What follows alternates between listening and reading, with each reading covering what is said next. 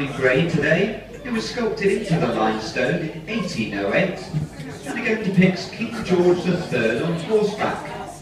He made Weymouth the first holiday resort in the country. This concludes the commentary. I'll leave you to enjoy the last rotation in peace.